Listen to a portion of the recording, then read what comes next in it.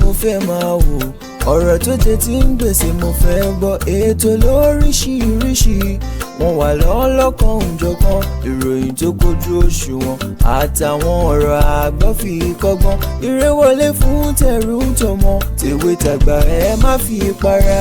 Ìtura TV mo fẹ́ máa wò, ọ̀rọ̀ tó jẹ tí ń gbèsè mo fẹ́ gbọ́, ètò lóríṣiríṣi wọ́n wà lọ́lọ́kan òjọ̀kan, ìròyìn tó kojú òṣùwọ̀n àtàwọn ọ̀rọ̀ àgbọ́ fi kọ́gbọ́n, eré wọlé fún tẹ̀rù tọmọ tèwe tàgbà ẹ má fi para. Àjànàkú kọjá mórí nǹkan fèrè, bàbá rìnrìn káwí parí. BGI TV, we are the pace setter. Bàbá gbàgede ìmọ̀ tẹlifíṣọ̀n station tí dòde. Mo kí gbogbo ojú tó ń wò mí káàkiri ayé, mo kí wa lọ́kùnrin lóbìnrin lọ́mọdé lágbà nínú ilé yìí, mo kí wa pa kú dédé àsìkò yìí, àsìkò gbójú ọjọ́ ti rí ẹni odù bí bóun ló ti rí lọ́dọ̀ tí yóò ẹ káàárọ̀ ẹ káàsán ẹ kúrọ̀lẹ́ ẹ kálẹ́ ẹ kú dédé àsìkò tẹ̀yìn wà nígbà tí ẹ ń wò mí yìí, mo kí yín sásìkò náà. Ẹ wá nǹkan fìdílé tàbí kẹ fìdílé nǹkan kẹjá àjọjẹ gbádùn ètò ọ̀rọ̀ tó lọ tòní lórí ìkànnì BGI TV lórí YouTube, Gbàgede Ìmọ̀ with Aláwìyé Adébáyọ̀ lórí Facebook, à ń jẹ́ bàbá Gbàgede Ìmọ̀ lórí YouTube, a sì ń jẹ́ Gbàgede Ìmọ̀ _22 lórí Instagram. Ẹ wá gbọ́, a ti wà lórí TikTok, kódà a ti wà active báyìí lórí TikTok. Ẹ ṣá lọ wo Mr. TikTok, ẹ ṣá lọ search fún Mr. TikTok, ẹ rí mi bẹ́ẹ̀ mi ní mo kàn mọ̀ọ́mọ̀ change àwọn profile yẹn ni Mr. TikTok, ẹ ṣá lọ search fún, ẹ rí mi bẹ́ẹ̀, ẹ follow wa bẹ́ẹ̀. Lágbára Ọlọ́run láti èní lọ ẹ máa rí oríṣiríṣi àwọn ètò tí mo fẹ́ máa ṣe síbẹ̀ báyìí. Mr. TikTok Adéyẹmọ, ẹ bá ń pè Sunday Igboho àti gbogbo ẹ̀yin tẹ́ wà ní London, jẹ́ mọ̀ pé ti dá wàhálà lẹ̀ Nàìjíríà, ẹ ti dá ìbẹ̀rù bójó síjọba Nàìjíríà lára, wàhálà ẹ̀rù ti ń bà wọ́n. Yorùbá bọ̀ wọ́n ní má foko mi dáná ọjọ́ kan là ń ṣòfin ẹ̀, bẹ́ẹ̀ ni má fi oko mi dáná ọjọ́ kan là ń ṣòfin ẹ̀. Bá a bá ti ṣàlọ̀ síwájú ìjà, bẹ́ẹ̀ ni a fẹ́ bájà ò bá gbọ́, gbogbo ìgbésẹ̀ tá a bá gbé lẹ́yìn ẹ̀ mi rò pé yẹ kẹ́bi wà bẹ́ẹ̀. Láìmọye ìgbà ni bàbá Bánjí Akíntóyè ti kọ lẹ́tà sí pírẹsidẹ́ǹtì tó lọ àti pírẹsidẹ́ǹtì tó wà bẹ́ẹ̀ sìn. Wọ́n kọ lẹ́tà sí pírẹsidẹ́ǹtì tó lọ for information nípa pé Yorùbá fẹ́ yà.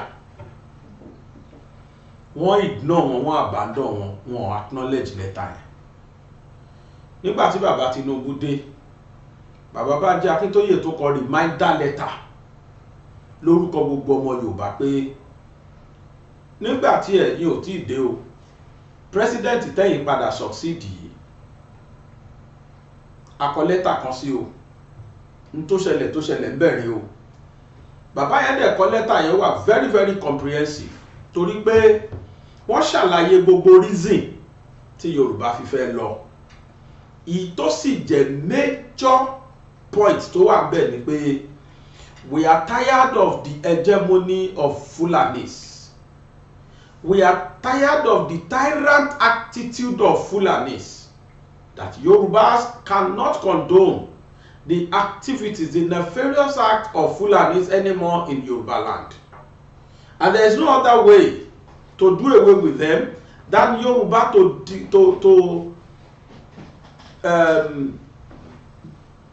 to disown them as their family.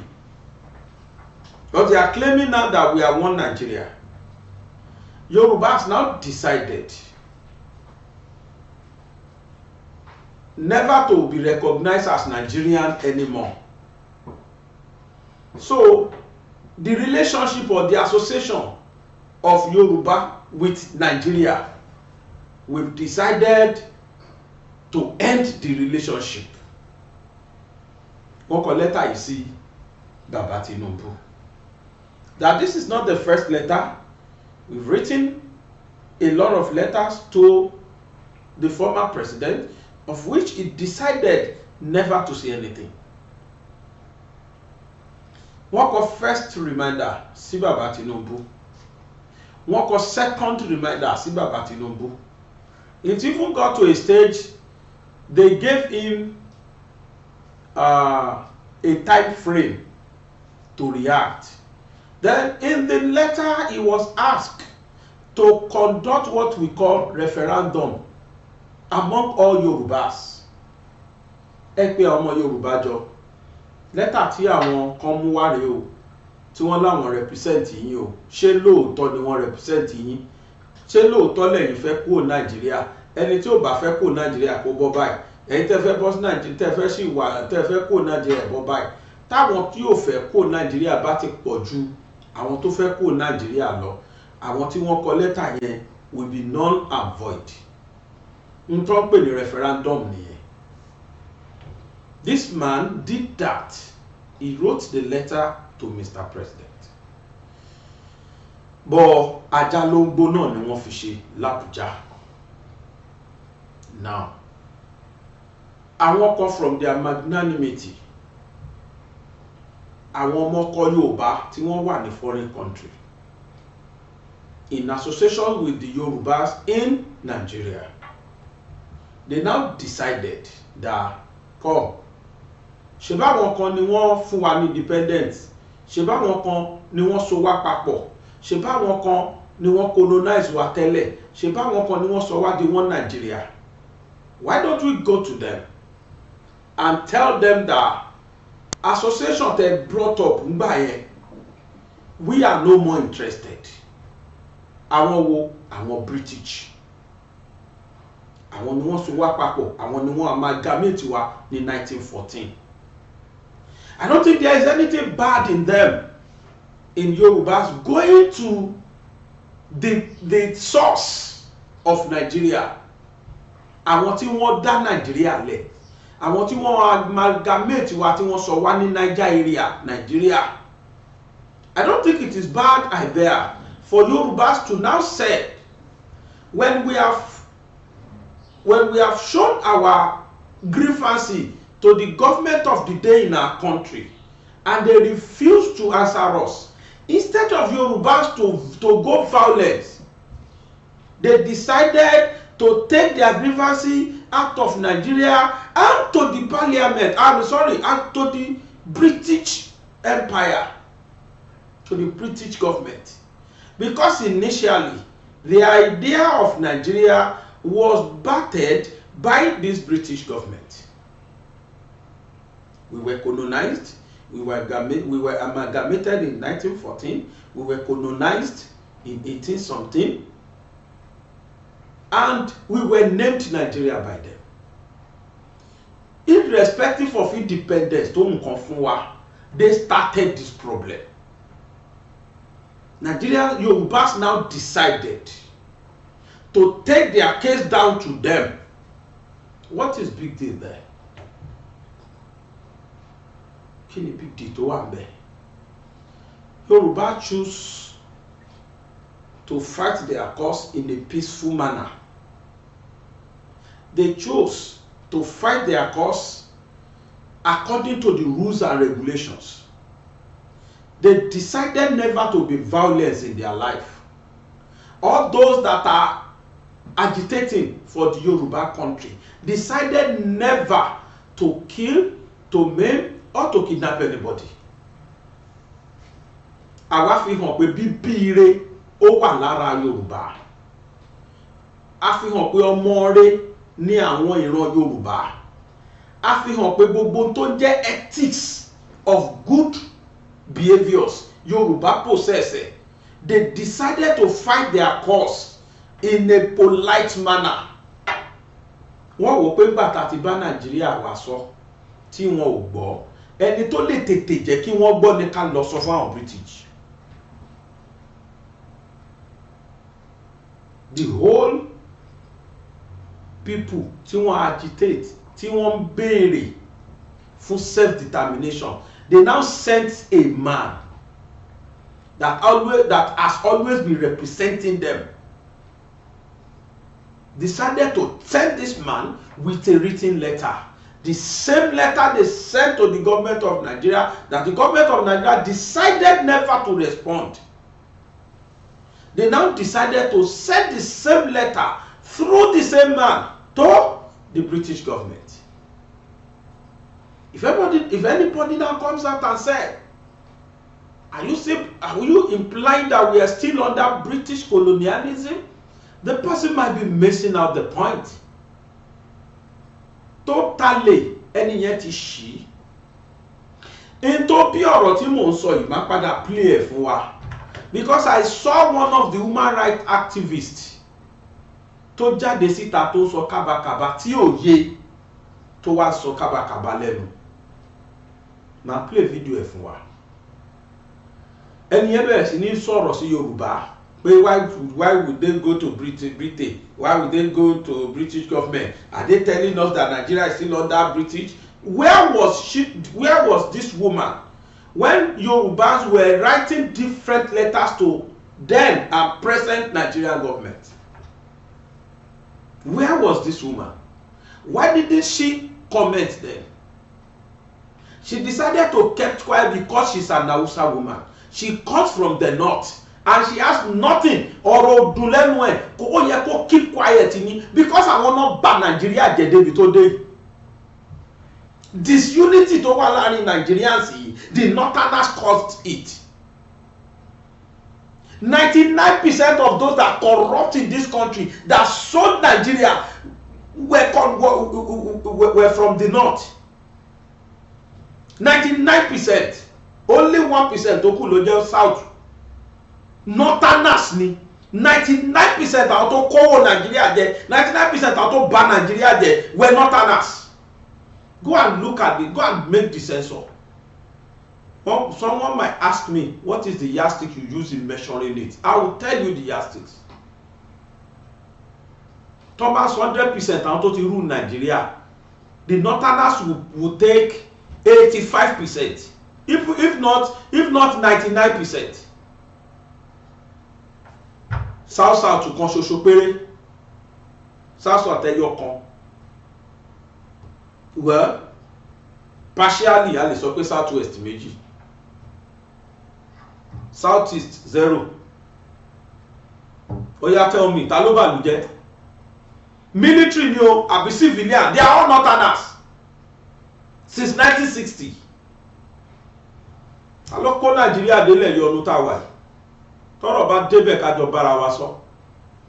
Kò yẹ kó wọn Northern àkọ́kọ́ wọn ó yẹ kó keep quiet tí wọ́n bá ti ń sọ̀rọ̀ ni. Tí ìran kọ̀ọ̀kan bá ti ń show grievances níṣẹ́ ló yẹ kí Northern àpanu wọn no matter how educated you are. Because where were you when your people were destroying this country? The oneness, the unity of Nigeria was destroyed totally by the Northerners. Ọmọ Hausa kan wá jáde a máa lóhùn lẹ́nu ọ̀rọ̀ ó wá blame Yorùbá. Why did they go to turn down it? Why did they go to Britain? Are you telling us they still colonize? Because she's not happy that Yoruba is about to leave Nigeria. Ìbànújẹ́ ti dé bá wọn láti last week.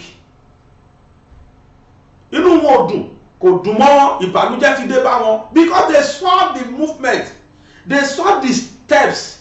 You see, Yorùbá orí wa pé wọ́n bí wa re, wọ́n tọ́ wa re, wọ́n dẹ̀ fi ẹ̀kọ́ tó dáa àwọn òbí wa fẹ̀kọ́ tó dáa kọ́ wa. Wọ́n ò kọ́ wa káwa dà lóru, àmọ́ bọ́n ṣe ń dà lóru. Àjà wọn kọ òkè ọ̀hún, rárá wọn ò kọ́ àwa bẹ́ẹ̀. Àwa kì í jó police station, a kì í jó prison yard, a kì í dà lóru. A máa ń ṣe nǹkan wa step by step. A dẹ̀ máa ń tẹ̀lé due process. Every step you want take so far, it is all still under the constitution of this country. Gbogbo rally tí wọ́n ṣe, kò sẹ́nikẹ́ni tó máa lóhùn rí tán wà harmed. Àti both home and abroad. Rally tó máa lùlù, tó máa kọrin, ó ní rally tí yóò bá ṣe. Àwa kì í ṣe sit at home. Àwa ò kì í declare ikú fún yàn. A kì í declare no. Yorubas are agitating in a normal way, in a very peaceful manner. if anybody now comes out tó wá rò pé òun kàwé òun gbóyìnbó àbó òun mọ̀ nípa constitution tó wá sọ kábàkàbà tó bá lẹ́nu, the person tell him or her to go and sit down or kó lọ hug the transformer tí ó bá tẹ́ lọ́rùn. A ti ṣàlọ̀síwájú ìjà, àwọn èèyàn ti bá Nigeria government sọ, wọ́n ti kọ lẹ́tà, government decided never to even look at their side. Ó dá lẹ́tà tí wọ́n mú lọ yẹn, kí ló dé tí Nigeria government sáré react nígbà tí ò wúlò? Kíá ní Nigeria government ti pè British government, British embassy, kíákíá náà ti pè wọ́n UK embassy tó wà Nigeria. Kí ló dé tẹ́ gbàgbọ́ láyè, kí ló tẹ́ jẹ́ mú lẹ́tà lọ? When nígbà tí Nigeria fẹ́ dìbò, don't forget that the presidential aspirant went to the same 10 Downing Street, went to the same prime minister. Are you telling us that we are under them? Why didn't the same woman comes out and say rubbish? Don't say it. Why don't you come out? Were you not a politician? Ọ̀rọ̀ tí ẹ dùn lẹ́nu politician kankan? Because this woman, I can say it authoritatively, that she belongs to party, Labour Party. She's one of them. Tani Monso, Aisha Yusuf. I saw the video the woman did. Although ó dẹ̀ ní pé káwọn èèyàn advice òun pé show right kí wọ́n lọ síbẹ̀. It is very right. Nígbà tí ó right, kí ni Nigeria government sáré pé British government, British embassy fún láti query wọn pé kí ni wọ́n ń wò tí Igboho fi lọ bẹ̀. Wọ́n lọ jà, wọ́n lọ dàlúrú, wọ́n lọ overthrow government. Tí ẹ̀gbọ́n bá fìyà jẹ àbúrò, tábúrò bá sọ fún ẹni tó jẹ́ gbọ̀n wọn pátápátá tí yẹn ò bá gbọ́, kí lábúrò yẹn máa ṣe? Àbúrò àtúwá lọ sọ fáwọn òbí wọn, mọ́mì mi ẹ wo nǹkan tí lágbájá ṣe fún mi, mo dẹ̀ sọ fún bọ̀dá mi kò dáhùn o. Á lọ sọ fáwọn òbí wọn ní tí Igboho ṣe nìyẹn. And Igboho kọ́ ló lọ bẹ̀, gbogbo ilẹ̀ Yorùbá ló lọ bẹ̀. Rally tán ṣe yẹn was conducted by the whole Yorubas. It might not be conducted by àwọn oníjẹgúdújẹrá Yorùbá, because some Yorùbá might be saying àwọn ò sí ń bẹ̀, wọ́n á sọ bẹ́ẹ̀. Ṣé ìdẹ́dẹ̀ rẹ̀ dẹ́ tójú wá rí ìdá? Òrìṣà bó lè gbèmí ṣe bí bó ṣe bá mi ni mo gbọ́. Ojoojúmọ́ ni wọ́n sunkún nílẹ̀ Yorùbá, ojoojúmọ́ ni wọ́n jiyàn gbé, ojoojúmọ́ 99% of our crops ní àwọn àgbẹ̀ wa ò rí, ni wọn ò rí harvest thanks to these Fulanis. Ṣáwa lọ ṣe bẹ́ẹ̀ nílùú wọn ni? Ṣé bá ní wọ́n Nàìjíríà ni wá ni? Ṣé bá sọ pọ́mọ ìyá ni gbogbo wa ni? Kí ló dé táwọn kan wá lọ́n ṣèṣe ọ̀gá sẹ́rú fún wa? Àwọn ọba wa ò safe, àwọn ọmọ wa ò safe, àwọn aráàlú ò safe, wọ́n kàn gbé wa, wọ́n gbowó, wọ́n tún pa àwọn onítọ̀hún. Máa sọ kan fún wa sí, máa kà kan fún wa ní tó ṣẹlẹ̀ ní Ẹdó. Always láàrin táwọn ọlọ́pàá ń display àwọn tán bá mú nílẹ̀ Yorùbá tó jọmọ Yorùbá tàbí ọmọ Yíbò tó bá jíyàn gbé. Ìjọba náà ti display àwọn Fúlàní rí, àbí Fúlàní ò jíyàn gbé day in day out? Ọjọ́ wo láti rí kan display Fúlàní pé eléyìí tá mú yìí o, òun náà ni o àti mú, kọ́ wá pé gbogbo press pé kó wá gbọ́rọ̀ lẹ́nu ẹ̀? Kò ṣẹlẹ̀ rí. Gbogbo press ta ti ń grand, gbogbo press interview tó ti ń conduct láyé ní gbogbo police stations orí Yorùbá àti Yíbò ni tó bá kidnap èèyàn. Ṣáwọn Fúlàní ò ṣe ni? Ọjọ́ wo ni wọ́n pè wá rí pé ẹ wá gbọ́ Fúlàní tá mú rè? Kò ṣẹlẹ̀ rí. Are they not claiming Nigerians? Are they specially made? Are they not part of Nigerian citizen? Kì í ṣòfin tó mú Sandini, olóòkàn ló mégún ni. Kọ́ má rí wọ́n ta kọ́ ní méjèèjì ni. Ẹ̀kí ló wá dé tó jẹ́ pé Yorùbá àti Yíbò nìkan tó bá ti mú wọn nìkan là ń rí tán display. Fúlàní bó mú wọn débẹ̀, fáwọn ọlọ́pàá ní entertain wọn. Òfin wo ló wà lẹ̀ tí wọ́n ṣe lẹ̀ Nàìjíríà pé tó bá mú Fúlàní apanirun? Báwo èèyàn bá mú ẹni tó ń jiyàn gbé, kò sì tún tí wọ́n fi wọ́n pa. kí á gbogbo newspaper máa report ẹ̀. Ìjọ́sí newspaper ti ń report àwọn Fúlàní tó ń jiyàn gbé. Kí ló ṣẹlẹ̀ sí? Ṣebí nọ́ọ̀tì nìkan ni wọ́n face ní gbogbo àwọn ológun wá face. Sanfara àtàwọn bòmí ni wọ́n face. Ṣé wọ́n face wálẹ̀ Yorùbá pé kán wá gbà wálẹ̀ ni? Àtàbádẹ́ rẹ̀ anybody tó lè ràn wá lọ́wọ́. People will go, they will tell you that okay, pápá ìpàṣẹ ká ẹjẹ́ ká tọ́ ẹjẹ́ pápá ìpàṣẹ ṣọ ẹja ká lórí náà. Bí àbárẹ́ ni gbè wá jà, let us go. That is the essence of all this. That is the problem. That is the causes of all this. Afẹ́ lọ táwọn èèyàn bá kiri. Ó ló fà náà. Ẹfẹ́ bí pa wá àti ẹ̀ sọ̀rọ̀ yẹn. Ẹ fi ìyà jẹ wá àsọ̀rọ̀ yẹn. Ṣùgbọ́n kẹ́tọ́ wá ní ká má gbàyé nírọ̀rùn. Ká máa lọ jẹ gbèsè báǹkì kiri. Kì í ṣe pé a fẹ́ fi dá bísínẹ́sì lẹ̀ o. A fẹ́ sọ fún Fúlàní pé kó lè jà aráyé gbé. Àwọn ọmọ wa méjì ni wọ́n wà ní captive àwọn Fúlàní sí. Ní captivity wọn.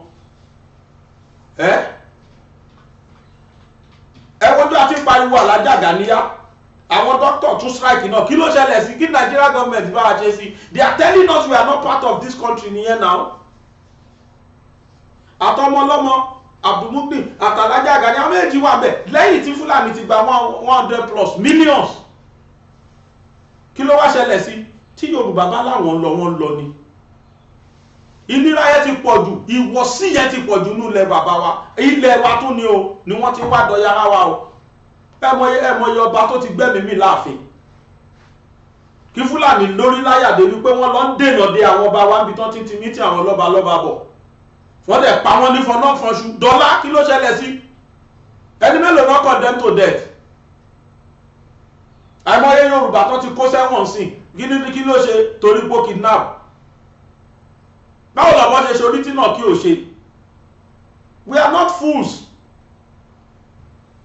People are dying every day. Insecurity is the order of the day. That is what we are crying for. That is what we've been agitating for. Let there be security in this country. Then you see people saying, okay, we are one Nigeria. Ẹnì kan ṣo náà ni, ìran kan ṣo ìran nọ́tánà náà ni. Ló pọ̀ sí insecurity. Ló bá gbọ́ sọ pé Boko Haram, àwọn náà ni. Tẹ̀fà ní Fúlàní ẹ̀sìmẹ̀, àwọn náà ni. Kí ló dé? Ajẹ́ Fúlàní ní àbá ṣe màálù. Ṣáàjọ tán ní. Wọ́n dẹ̀ kọ lẹ́tà síjọba. Tá ṣe fẹ́ lọ rè. Tíjọba bá nífẹ̀ẹ́ wa, ṣé bí ṣe ló yẹ kó take redress, kó take correction. Ẹ wà kò nídìí ẹ̀yin Yorùbá. Ṣé ń tẹ́ ti fẹ́ ẹ má wọrí a máa take correction, a máa ṣe kẹ́dẹ̀ rí kẹ́ dà wọn lógun síbi rẹpẹtẹ. Kí wọ́n ní èsì pẹ̀lú àwọn Àmọ̀tẹ́kùn, kọ́ ní èsì pẹ̀lú àwọn security forces táwa náà ní bíbá. Kọjọ ṣiṣẹ́ yẹn kí wọ́n bá wa flush gbogbo Fúlàní ẹ̀dá nínú gbó wa. You see people changing their mind now. But situation tó jẹ́ kó lóko ò lè lóko kó padà dé. Olódò ò lè lódò kó padà dé. Bọ́mọdé lọ kò ní ọ̀ní rí mọ́. Bágbà lọ wọn ní rí mọ́. Àwọn olórí púnyà tún béèrè owó wá tún fún wọn. Owó tí ó sì àwọn ẹni ẹlẹ́ni á lọ jẹ gbèsè wọn pa properties. Wọ́n á gbowó yẹn tán wá tún ṣe pa àwọn ẹni yẹn. Ní the same country táwa. You think people are fools? Irú ọmọ nọ́tánà ẹ wá lẹ́nu ọ̀rọ̀. Bá mi play Aisha Yesufu yẹn. Hello everyone.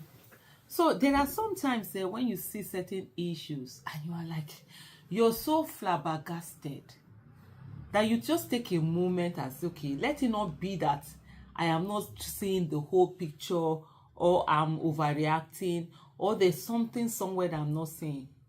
That's what happened to me when I saw the Sunday Igboho. I think that's the correct Igboho, that's the correct pronunciation, presenting a petition to the UK government for the creation of Yoruba land. I sat down and I was like, Aisha, what knowledge deficiency do you have that you were supposed to have to be able to understand the essence of all this whole thing that happened? I've spent days, this thing happened, a while ago, and I spent days, I haven't put it, I was going to talk about it, but I just couldn't. And I just like, okay, let me ruminate over it. And I still tell you, as I am now, days after that particular thing has happened, I still can't see it. I still don't understand the essence why Sunday Igboho left Nigeria to go to UK, go meet, whether he met with the UK Prime Minister or he met his delegate or something or whatever, but they entered number 10 Downing Street to go and hand over a petition. As in, we are UK slave or we are still a colony of UK. I would even understand if, or did we just, was there a time travel and then we went back to 1950 something and Nigeria has not yet had independence? I don't understand. Please, if you do, kindly explain to me. Explain to me as if I'm two so that I will understand. And I was just like ruminating over it. I'm really thinking, what stopped Sunday Igboho from going to the National Assembly in Abuja and saying to them, this is what we want happen? You understand? Or even, is it to, let's even say that I would understand. And that's something for me that I feel everyone has a right to be able to do. I've said it countless of times. Self-determination is not a crime and it shouldn't be criminalized. I mean, if we have Sunday Igboho, asking for Yoruba nation on behalf of some Yorubas, we have Nnamdi Kanu asking for Biafra on behalf of some Igbos. We have some other people asking for Arewa, you understand, on behalf of some Arewa people. Then fine. Why don't we all sit down and have a conversation? For me, this is one thing that I've always advocated for, which is the amalgamation of Nigeria is 110 years. 110 years after the amalgamation of Nigeria, we've still not sat down to have a Nigerian conversation. 64 years after independence of Nigeria, we've still not yet sat down, to have that conversation. I think it's about 61 years that we've been a republic, right? If I'm not mistaken, or 59 years. We've still not sat down to have a conversation about Nigeria by Nigerians, asking ourselves and deciding whether truly we want to be together or we want to go our separate ways.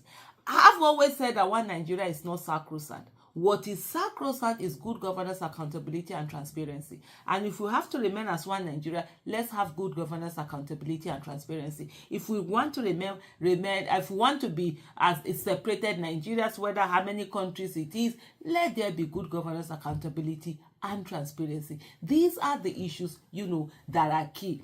I find it, and I've always said that in terms of our our constitution that comes out to say the one indissoluble, indivisible Nigeria, I think that in itself is a crime against the people of Nigeria.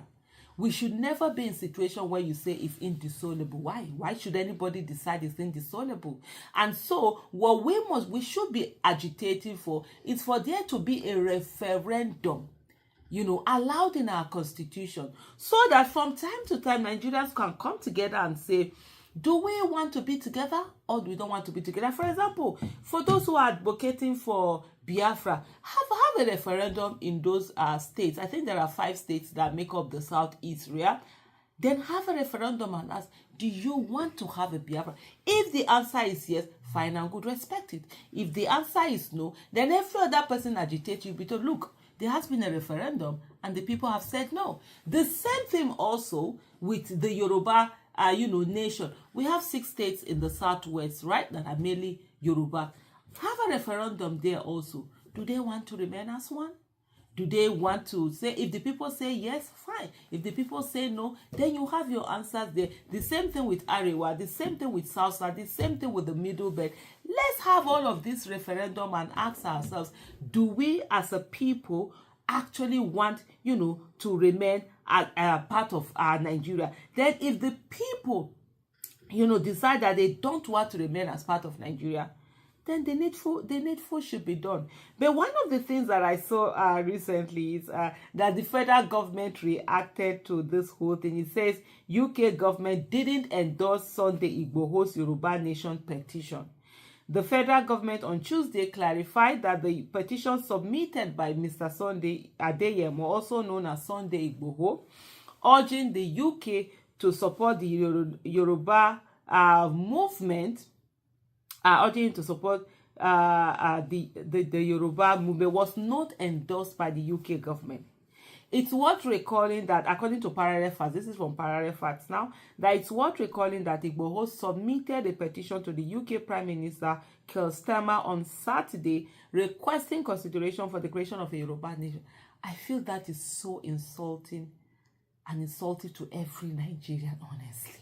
It's like taking us back and say that we are still, under these people. Haba now. Haba. The movement is seeking the immediate intervention of the UK Prime Minister and his government in their call for establishing a country predominantly for the indigenous Yoruba people. A statement issued by Ambassador Eche Abu Obe, spokesperson of the Ministry of Foreign Affairs, said following media reports on the petition, it invited the British High Commissioner in Abuja to shed light on the issue. During the meeting, the High Commissioner noted with concern that the matter was overblown, indicating that the media reports were highly misleading. Furthermore, the High Commissioner informed that he was aware of the letter being delivered, but added that it was merely an established practice of allowing the delivery of letters and petitions to number 10. It was not endorsed by any agency of the UK government, nor the UK Parliamentary Petitions Commission. The UK government typically does not concern itself with petitions concerning the sovereign affairs of another country, Abu Obe said. Abu Obe quoted the High Commissioner as stating that similar petition had previously been rejected by the UK Parliamentary Petitions Committee and the UK government. He also agreed to maintain communication with the Ministry of Foreign Affairs as necessary, while emphasizing the importance of the strong bilateral relations between the United Kingdom and Nigeria. Let me remove my glass. Some people just sit down, they insult us as Nigerians. This is one of those big insults. So the UK is supposed to do what? Come and carve it out because the UK is what? They own Nigeria? Aye. Anyway, it is well. According to my people, they will say that it is a Sunday Igboho that has allowed us to eat worms inside beans by going to go and meet them for a Yoruba land. Any Yoruba land we want to, let's have the discussion out here. Take it to the National Assembly. Thank you so much for watching. Lóòótọ́ ni wípé tá a bá máa rin ìrìn àjò ká mẹni tá a máa bá lọ bẹ́ẹ̀ pẹ̀lú ètò ọrọ̀ ajé wa ló jẹ́ ọ̀pákùtẹ̀lẹ̀ sí oríire ẹ̀dá ká wá ṣe káràkátà láti orílẹ̀-èdè kan sí ìkejì ló ti jẹ́ ìbẹ̀rù bojo fún àwọn ẹlòmíín nítorí àwọn kọ̀ǹda tí ń bẹ nínú ìrẹsì. Ẹ wò ó, Fatrams dé, ìrọ̀rùn dé. Bẹ́ẹ̀ ni Fatrams International Resources ni wọ́n sọ ká gbọ́jà gbẹ́rù wọ oríṣiríṣi orílẹ̀-èdè dé ìrọ̀rùn dé ibikíbi tá a bá fẹ́ kó lọ. Àwọn orílẹ̀-èdè bíi United States of America, UK, Europe country gbogbo, Canada, Dubai, Australia, South Africa, kódà wọ orílẹ̀-èdè Nàìjíríà. Ní Fatrams International Resources, we ship to your doorstep with ease. Hello Fatrams, 080 32 81 83 65, 080 32 81 83 65 tàbí 081 85 500 802, 081 85 500 802. You can also email us at fatramsinternationalresources@gmail.com. Pẹ̀lú Fatrams International Resources àti kẹ́rù kọjá lọ sí oríṣiríṣi orílẹ̀-èdè gbogbo lágbàáyé, ìrọ̀rùn ló bá dé o. Ẹ káàbọ̀ padà. Ṣé ẹ ti gbọ́rọ̀ lẹ́nu Yéṣùfù? Bẹ́ẹ̀ ni. No, on a good day, tí nǹkan ò bá yé èèyàn, ó yẹ kí èèyàn béèrè ni. Yorùbá náà kì í ṣe wèrè, àdẹ̀ kì í ṣamukun mẹ́kọ̀ọ́. Kò dẹ̀ ẹ̀gbọ́n tó kọ̀ọ̀kan nínú gbogbo àwọn tí wọ́n wà nídìí ọ̀rọ̀ pé Yorùbá fẹ́ lọ. You are not to teach us that they supposed to conduct referendum. And let me ask you one thing. Ṣé Bánjí Akíntóyè ló máa kó gbogbo Yorùbá jọ ló máa conduct referendum fún wọn? Ìjọba ló máa ṣe. Ìjọba ẹni wọ́n kọ lẹ́tà sí. Ẹ jẹ́ sọ òyìnbó lè má gbọ́ Yorùbá. Madam, it is not Bánjí Akíntóyè or Sunday Igboho. It is not any one of them that will conduct referendum in this region. No. It is not their duty. It is the duty of the government. They've written letters to them. Letters, not letter. Letters to them. To the government of the day. If government is magnanimous enough, if they know that they respect the fundamental human right of we the citizens of this country, most especially we Yorubas, the next thing for them to do is, okay, Yoruba are saying they want to go. True or false? Let us go and ask their people. Then they call all Yorubas. If it is true representation, or they will come to us, send people to us. We are conducting referendum. If you have interest, please come. People that have interest, maybe stadium and other places, they will conduct it. Do you have interest? If it is by questionnaire or the way they are conducting census, if it is that system they are going to apply, Yorubas, is it true you want to go? Yes or no? If yes is more than no, going of Yorubas as one. And if no is more than yes, you let the people that are agitating for Yorubanation know that all the Yorubas said they don't want to go. They want to remain as one Nigeria. It is not, they are not in place to conduct any referendum. If you want them to sit down together, they are not the one that will invite the government. It is government that will invite them, not other way around. If it is true, government loves the citizens of this country. They are concerned about our welfare. They are the ones that are supposed to call the citizens, like you rightly said, that Igboho Yoruba, they're supposed to sit us down, and the outside they're supposed to let everybody bring down their differences. This is why we say we want to go. This is what the Fulanis have been doing to us. This is why we want to go. Fine. You cannot just be coming here, be chancing us. We are not fools. We are not third-class citizens. We are all first-class citizens. We are all Nigerians. We have equal rights. We all donated and we all contributed our quotas in this country. We all bid for the development of this nation. So why would they be treating us like a slave?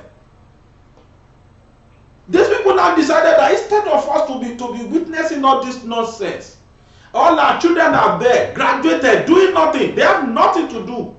Nothing to show for their graduation, nothing to show for their sufferness in their universities, in their higher institutions they went. They are now Okada rider, Olosho, Kinotunse, Yahoo. Thanks to social media, talk a lot of Igbese.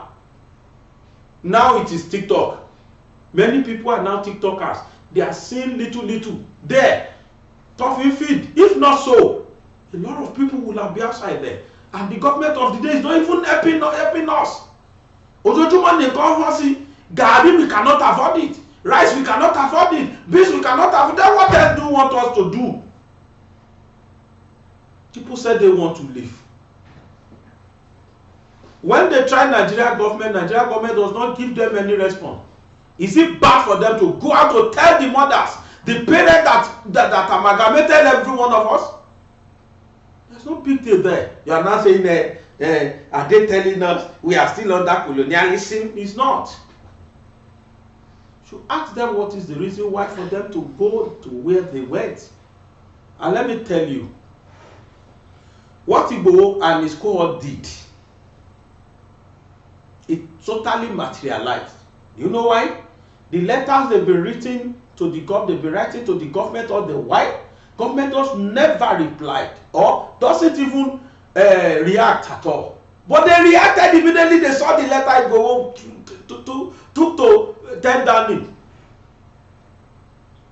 Immediately go took the letter to the Prime Minister. Immediately Nigeria government reacted. I will show you proof. Fortunately, you read it. Why did the Nigeria government called UK embassy in Nigeria? Why? Because they are concerned. Because they knew it that the whole world is watching them. Because they knew it that totally Yorubas have succeeded in reporting the government to the whole nation, to the whole world. They knew that United Nations will ask them questions. Let every individual come out. Let them come out and be saying what they are witnessing. You see, as I am now, I can never travel in the night. I can't go to anywhere within these premises in the night. I'm always afraid. Why? And it wasn't so before. Papa, we go to Abuja, we come back. Can you do that? You yourself, can you do it? Travel to Abuja by road, both morning, night, and in the evening. Can you do that? Can you? You can never, despite the fact that you are a northerner. Then what are we talking? It's not a big deal. I don't see any crime in what Igboho has done. He has done nothing wrong. The British amalgamated us. He went there to submit their grievances to them. You amalgamated us. We want to leave the association. What is big deal there?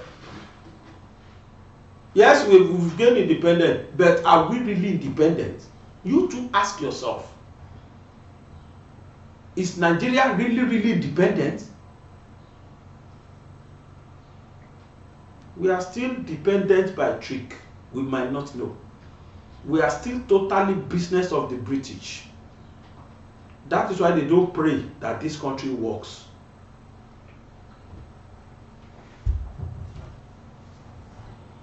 Spokesperson of the Ministry of Foreign Affairs, Ambassador Eche Abuobe, gave the clarification. The following media, okay. British High Commissioner, British High Commissioner, Igboho's petition at 10 Downing of little significance. British High Commissioner ló sọ bẹ́ẹ̀, and they will say so. If I were in their shoe, that is exactly what I would say. Ṣé kàn sọ pé it is significant kí Nàìjíríà àti embassy wọn pa? Kí Nàìjíríà kan sọ pé àwọn ò bá wọn ṣe mọ́?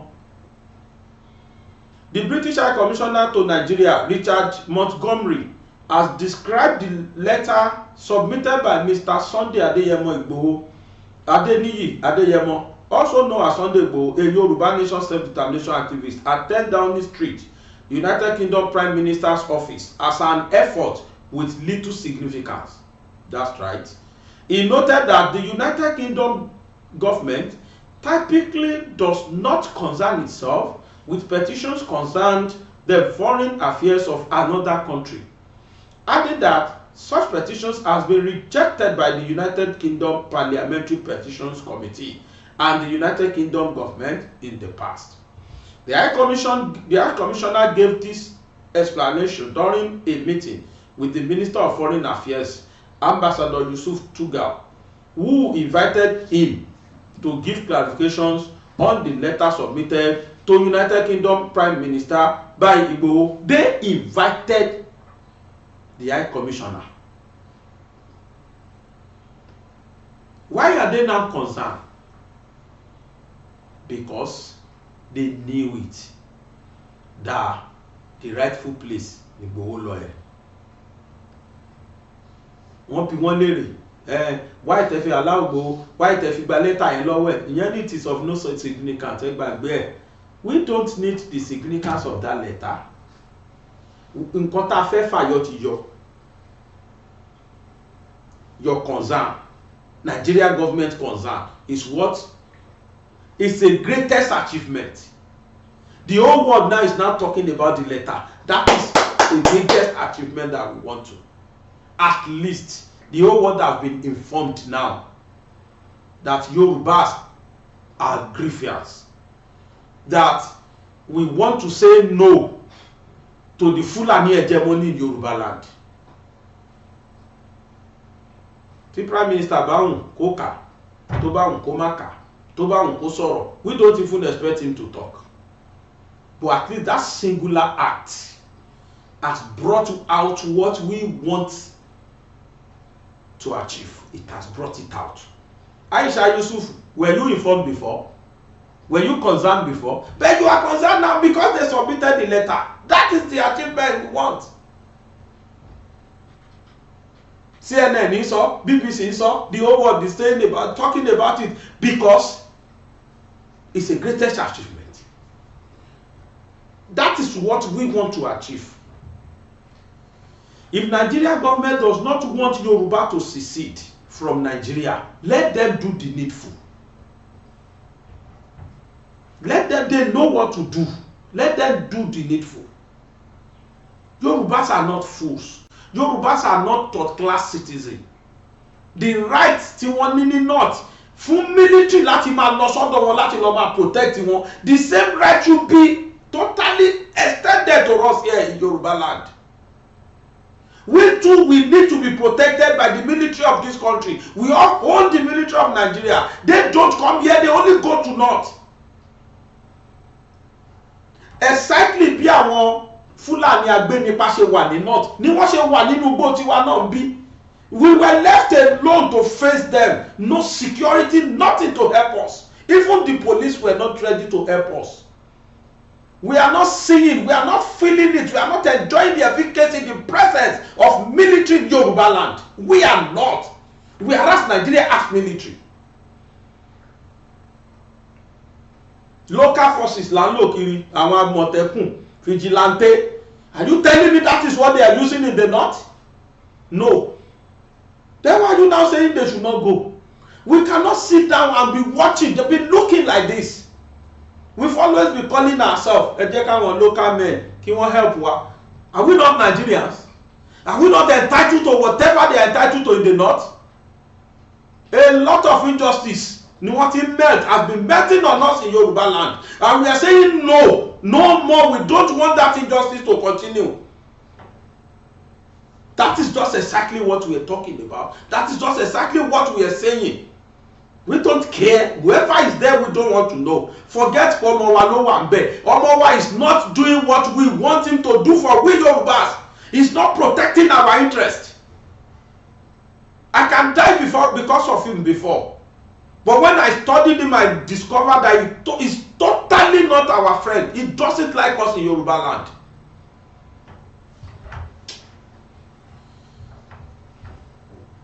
Nílẹ̀ Igbo, ní South, ní Edo, incident kan ṣẹlẹ̀ ní láìpẹ́ yìí.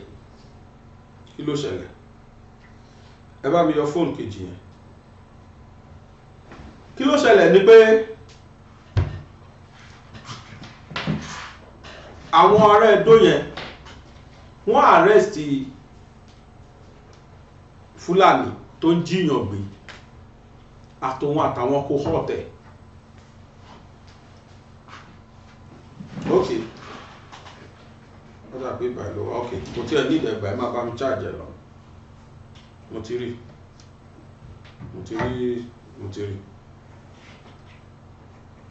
Àwọn èèyàn wọ́n arrest Fúlàní tó ń jíyàn gbé.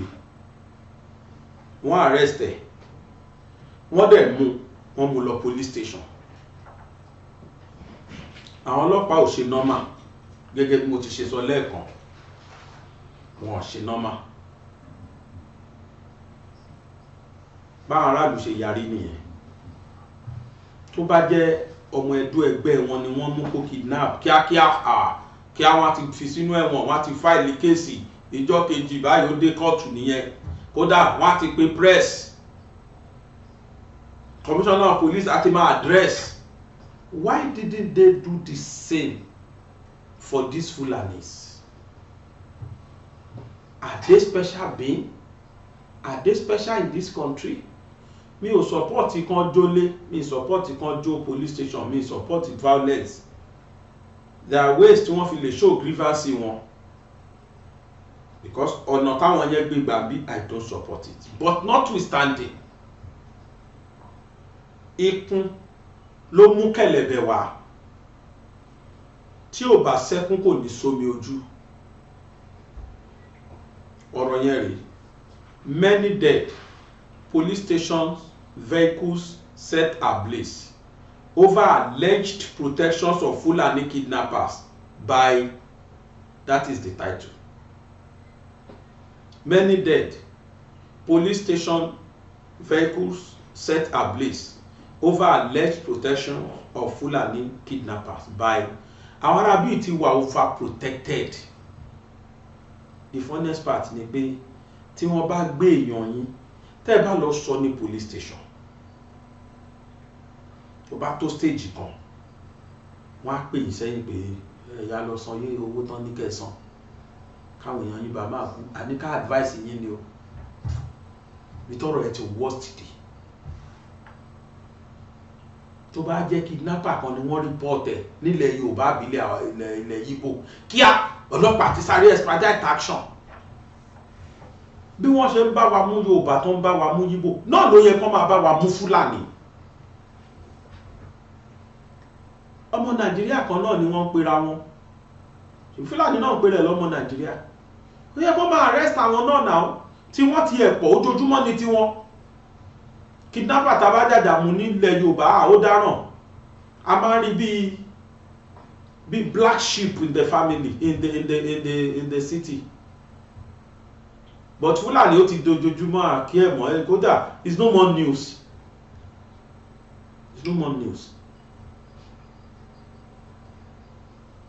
Several persons were on Sunday to Lloyd, reportedly killed and police station and vehicles burned down by angry youths in the suburban town of Agenebode,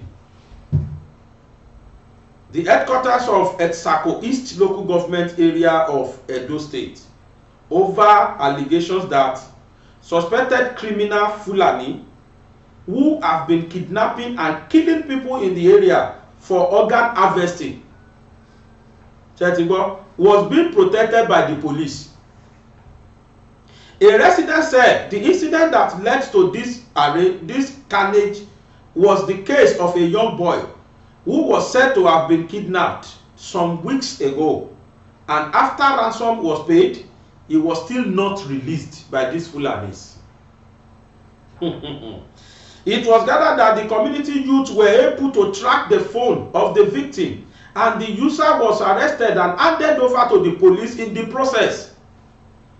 The user was traced to the head of the Hausa Fulani community in the area.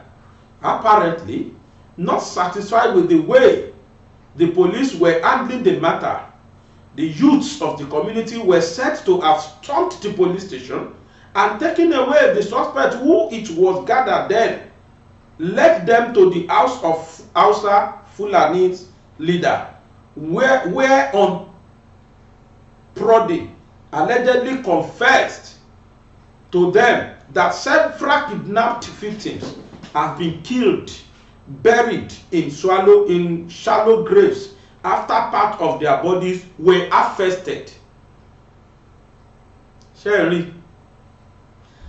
The infuriated youth dug out the decomposing body of the young man in the compound of the leader of the Hausa Fulani, who had reportedly fled with his family, and in the process of digging up the decomposing body, saw several bones believed to be that of human beings. In anger, the youth were said to have burnt down the building and then the business center of several other Hausa Fulani youths, killing some of them and them storming the police stations and setting it ablaze. One of the youths said, "Enough is enough. This must stop. Police kill our children and still collect money from us. These kidnappers will kidnap our children, collect money and still kill them. They will collect 2.5 million, sometimes 3 million from us and still kill the victims." Acted, the chairman of the council, Mrs. Benedicta Atto, was said to be too shocked to talk as claimed by one of his aides. Too shocked to talk as claimed by one of his aides. Benedicta, Benedicta ni. Benedict lọkùnrin well. The Assistant Inspector General of Police, AIG Zone 5, Arungwa Udo, and the Commissioner of Police in the state, Nemi Edwin Iwo, have visited the place apparently to restore order and have an on-the-spot assessment. When contacted, the Police Public Relations Officer of the Edo State Command, Moses Yamu, replied through a text message that would get back to you ASAP as soon as possible. That was his response. Let's go to ṣẹlẹ̀. Tó bá jẹ́ pé Yorùbá ni wọ́n mú, tàbí ọmọ Edo yẹn, tàbí ọmọ Igbo, immediately àwọn ọlọ́pàá wọ́n ti mú wọ́n ti máa fọ̀rọ̀ wá lẹ́nu wò wọ́n ti pọ̀ àwọn press wọ́n ti ní kó máa wá interrogate ẹ̀ bẹ́ẹ̀ tí wọ́n mú Fúlàní sìn tó dẹ̀ tún jẹ́wọ́ pé gbogbo àwọn táwọn bá mú àwọn máa yọ nǹkan ọmọkùnrin wọn àwọn máa ń gbé wọn lọ sọ́dọ̀ ọ̀gá àwọn ọ̀dọ̀ sẹ́ríkì Fúlàní Haúsá Fúlàní sẹ́ríkì wọn ní sáàbò wọn ń bẹ̀ làwọn máa ń gbé wọn lọ àwọn àwa yọ nǹkan lára wọn nǹkan ọmọkùnrin tàbí nǹkan ọmọbìnrin wọn àtàwọn ẹ̀yà ara míì táwọn bá yọ tó àwọn ajú wọn sínú shallow grave lọ́dọ̀ àwọn ń bẹ̀ wọ́n dẹ̀ mẹ́ni yìí wọ́n mú dé police station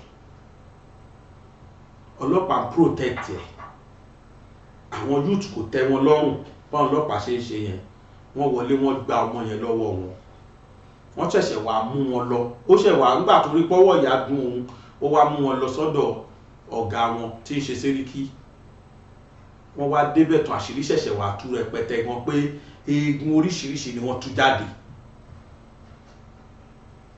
ṣó yẹ kó rí bẹ́ẹ̀ nílùú tí lọ́ba tó níjòyè ó bá jẹ́ Yorùbá náà mú tàbí Haúsá àbẹ̀ tó bá jẹ́ Yorùbá tàbí Ìgbò tàbí ọmọ south kò nídìí pé yóò tún yarí àwọn ọlọ́pàá gan máa ṣiṣẹ́ wọn ni torí gbogbo press náà máa pè pé kó wá máa interrogate ẹ̀ àwa gan tún máa gbé síta á máa wá dàbí wèrè lójú wa pé wèrè mà nílé yọ apààyàn ní o àwọn èèyàn àtẹ̀ tó máa ṣe pé kò ní bọ́m̀bẹ̀ ẹjọ́ Fúlàní nǹkan kí náà fi ṣorí tọ́mọ bá wá tó Fúlàní tẹ́ ẹ̀ bá tètè rán nílùú ẹṣin tẹ́ ẹ̀ mú lọ fọlọ́pàá ẹgbàgbé ẹgbẹ́ lọ̀rọ̀ yẹn kú sí wọn nítorí ẹ̀ pé press ẹyọ kan kí ni ìyàtọ̀ wọn àtàwa Yorùbá tí mò ń béèrè látijọ́ ìnìyẹn láìpẹ́ la fọmọkùnrin kan hàn ìyẹn tiẹ̀ sọ débi pé wo kò nídìí kán sápa àwọn òun àtàwọn tán jọ mú pé bọ̀ kán tó pa àwọn kan sáfà wọn lóúnjẹ wọn ṣe táwọn Fúlàní yẹn o wọ́n ṣe táwọn Fúlàní yẹn but we prosecuted them to the core wọ́n pe press wọ́n ṣe interview wọ́n interrogate ẹ̀ Fúlàní tán ti wá mú látijọ́ yìí kọ́ kí ló ṣẹlẹ̀ sí wọn òfin wo ni Abuja fi sílẹ̀ instruction wo náà fi sílẹ̀ sí gbogbo police stations lórí Fúlàní. That is my take. Gbogbo àwọn nǹkan burúkú tó ń lọ yìí ló fà á. Gbogbo àwọn ìyànjẹ tó ń lọ yìí ló fà á tí Yorùbá fi sọ pé àwọn fẹ́ lọ. Ẹ̀rù bà àwọn èèyàn wa ẹ wò èmi àti ìyá kan jọ sọ̀rọ̀ lánàá. Màmá ní ó ní 2010 làwọn ti wá Nàìjíríà gbẹ̀yìn. Ìyá ẹ̀dẹ̀ ní mansion bí. Onílé ń bí ó ní lọ́dọọdún náà máa wá lọlidé táwọn bá dé kódà kò ń fẹ́ wọn àwọn lọ mọ́ gbogbo ọlidé àwọn ibi làwọn ti máa wá lò pé bọ̀ láti bóyá 2012 wọ́n ní since 2012 àwọn òtẹ̀rú tó ń dé Nàìjíríà mọ̀ nígbà Nàìjíríà ti di wọ́n láwọn ọmọ àwọn tẹ̀ ṣe ń wá wọ́n rántí wọ́n láwọn ọmọ àwọn tẹ̀ ṣe ń wá títí di 2014 wọ́n láwọn ọmọ àwọn sì máa ń wá pé bẹ̀tà wọn wọ́n ní since that 2014 kankan nínú àwọn báyìí ò fojú kan ní ilé yẹn mọ́ inú ilé tí ò gbóhùn èèyàn ṣé kò tí ní máa dilapidate a lot of Nigerians are outside there tí wọ́n tẹ̀rù tí ń wọ Nàìjíríà àwọn tó wọlé ṣe bá rí tútí Fúlàní fi wọ́n pa ṣe bá rí tútí Fúlàní fi wọ́n pa ṣé àwọn ẹbí márùn tí wọ́n pa s'Ógbómọ̀ṣọ́ yẹn ṣé àwọn ẹbí yẹn lè gbàgbé Fúlàní tó máa fi kú kí ló wá ṣẹlẹ̀ lẹ́yìn ẹ̀ ẹni mélòó náà mú wọ́n pa wọ́n gbé abọmọlọ́mọ tó tíyẹ ẹ̀ jẹ́ opó tó jóun ló ń gbọ́ jíjẹ múmu lórí ìyẹ́ tọmọ yẹn wà ní ọlidé tó wò pé kóun lọ ṣiṣẹ́ kóun rówó tóun máa fi tọ́jú ìyá òun tóun dẹ̀ tó máa mú lọ skul tí wọ́n gbé mọ́ máàlù tán gbé yẹn wọ́n pa ọmọ ọlọ́mọ gbé ṣóun nìkan ni ẹni tó ń ta plumbing materials kan náà ní máa yẹn tà lógbò ní Ìsẹ́yìn very popular man báyìí mo wà mọ́kà ní kéèsì ọkùnrin yẹn ṣẹlẹ̀ 40 million ni wọ́n gbà lọ́wọ́ ẹbí ẹ̀ lẹ́yìn ẹ̀ náà ńkọ́ níjọ́ tán fílẹ̀ lọ́kùnrin yẹn kú wọ́n ti lu tí ẹ̀ bàjẹ́ wọ́n ti gbẹ̀mí lẹ́nu ẹ̀kọ́ tó release ẹ̀ fáwọn ẹbí after 40 million ìyà tí ń jẹ ọmọ Yorùbá kiri rẹ̀ and that is the more reason why Yorùbá said enough is enough that is why tèmi náà fi yílu ẹnu padà tẹ́lẹ̀ rárá o we die there ni o wà bú Tinubu we die there ni mo ti sọ bàbá tó bá jẹ́ kó lágrímẹ́ǹtì kan tẹ̀yìn àtàwọn Fúlàní ìjọ rich ẹ yí padà, kò sí tó fẹ́ ṣẹlẹ̀ sí gbogbo Yorùbá wà lẹ́yìn yìí. Ẹ yí padà, ìran yín ni kó jẹ yín lógún jùsà, torí tá a bá lọ Ẹdẹ, tá a bá ba Ẹdẹ jẹ, Ẹdẹ náà lá padà sígbà tá a bá kú lẹ́dẹ. Àwọn Ẹdẹ yín rè, ìran yín rè, àwa lẹ máa padà wá bá. Tíyà bá jẹ wá tẹ́ ẹ̀ bá ṣe nǹkan kan sísà, kò lè dùn má wà Yorùbá nù. Àmọye ẹni tí mo lose nínú àwọn subscribers mi torí mo fẹ́ kú lé Tinubu lórí, but èmi náà jókòó mo rò we can't continue like this. Fúlàní pa kúkúrú pa gbogbo. This same man said nothing. Wọ́n dá wa dá nílẹ̀ Yorùbá ni. Enough is enough. Igboho lágbára Ọlọ́run gbogbo Yorùbá ní ilé àánú ló máa jẹ́ fún ẹ. Gbogbo ẹ̀yin tẹ́ organize rally London tó lọ yìí, ẹ ṣeun, ó wà very effective. Ẹ̀yin náà ti rí ẹni kan ṣe kékeré, ẹni bó ní kálukú ṣe forí gbárí kiri. Let them do the needful. Let Nigeria do the needful. Let Nigeria government do the needful for we Yorubas. Then they will see us singing song of praise to them now. All men praises is always ephemeral. They sing Hosanna today, they sing crucify him tomorrow. Why are they singing crucify him after singing Hosanna? That person should check himself or herself. If people have been singing song of praise to you and they now later turn and start singing crucify him to you, you should check yourself. Gbogbo ẹ̀yin tí ẹ bá mi dá sí ọ̀rọ̀ ìjà tó ní ìpèníjà ojú, mo rọ́wọ́ yín kò kàn dàbí ni, ṣùgbọ́n mo ṣe rí. Mo fẹ́ hit 1 million naira target. Tá bá ti hit ẹ̀, I will go to the woman. Mi ń fẹ́ lọ fẹnu yaran sọ́bẹ̀ lọ́dọ̀ ẹ̀ ló ṣe mí. I will have gone all the while. Tìyá Joshua, ìjọ kan ṣo tí mo gbé jáde, ìjọ kejì mo ti rí gbà ní 6 million naira. Ọkàn mi ti balẹ̀, mo ti rò pé yes, 6 million, ó ti níbi tó dé. Obìnrin, àwọn èèyàn ready láti kọ́lé fún ẹ. Ṣùgbọ́n tẹ́lẹ̀ yìí, 100,000, 50,000, 10,000, 2,000. Kì í wá ṣe gbogbo ìgbà. Lánàá sí 100,000 kan ṣoṣo wọlé. Lẹ́nìí 40,000 kan wọlé. Mo ṣe ń gbà nìyẹn. 10,000. Ó dà pé 10,000 kan náà wọlé lánàá. Mo ṣe ń rí nìyẹn. Owó yẹn ń gbà bá ń jọmọ́ra wọn. Mo sáfẹ́ kó wọ tó bá ti wọ 1 million máa lọ bá woman ẹ̀. Tí ó bá wá ti wọ tọ́sẹ̀ tó fi parí, ẹnu kí n lọ bá pé madam tó àwọn ọmọ Yorùbá o, wọ́n bẹ́ẹ̀ dá sí o, kí dẹ̀ kó owó tí n bá ní lọ́wọ́ kí n kó fún máàlù tó ẹ̀pù woman yìí, kí n kó fún pé ẹgbà o, owó táwọn ọmọ Yorùbá dáre o, wọ́n ní kán fi ran woman yìí lọ́wọ́, àyà àpánu mi mọ́. Ní ìjẹ́ dárúkọ ilé o, torí n tójú mi rí nígbà tí ìyá Joshua, ìdùnnú tó bá mi ni pé towards the end of ilé yẹn ni, so a sì rí bí pọ̀sípọ̀sí mọ́ra wọn, but eléyìí láti bẹ̀rẹ̀ pẹ̀pẹ̀ no interest.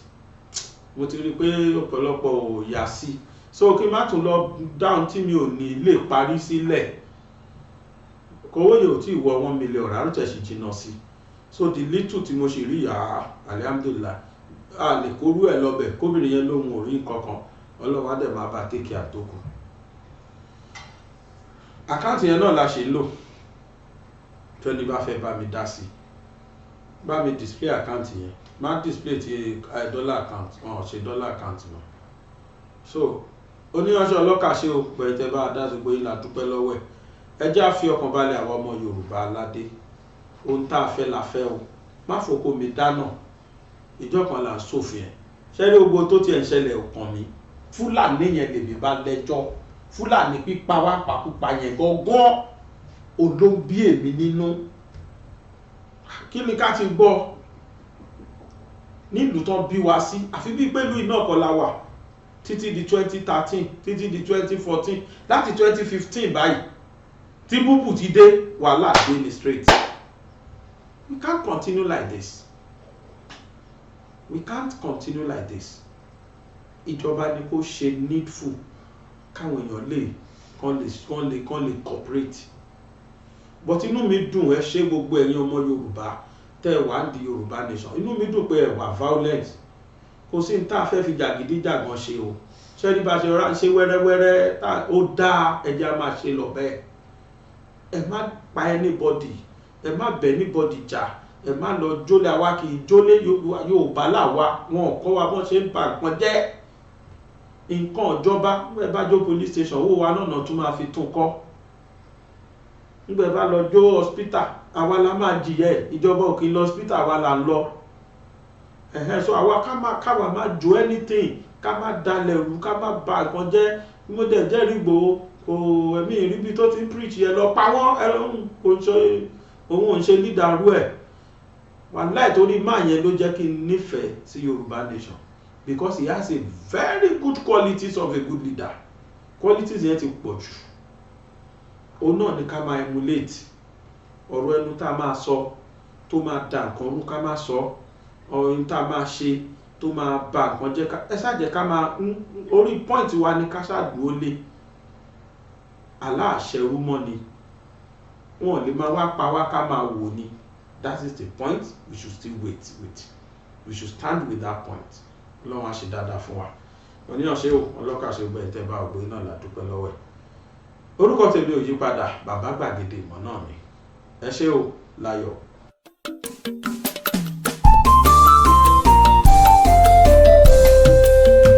BGI TV yìí mo fẹ́ máa wò, ọ̀rọ̀ tó jẹ ti ń gbèsè mo fẹ́ gbọ́, ètò lóríṣiríṣi wọ́n wà lọ́lọ́kan òjọ̀kan, ìròyìn tó kojú òṣùwọ̀n àtàwọn ọ̀rọ̀ àgbọ́ fi kọ́gbọ́n, eré wọlé fún tẹ̀rù tọmọ tèwe tàgbà ẹ má fi para. BGI TV mo fẹ́ máa wò, ọ̀rọ̀ tó jẹ ti ń gbèsè mo fẹ́ gbọ́, ètò lóríṣiríṣi wọ́n wà lọ́lọ́kan òjọ̀kan, ìròyìn tó kojú òṣùwọ̀n àtàwọn ọ̀rọ̀ àgbọ́ fi kọ́gbọ́n, eré wọlé fún tẹ̀rù tọmọ tèwe tàgbà ẹ má fi para. Àjànàkú kọjá mórí nǹkan fèrè, bàbá rere káwí parí. BGI TV, we are the pace setter. Bàbá gbàgede ìmọ̀ tẹlifíṣọ̀n station tí dòde.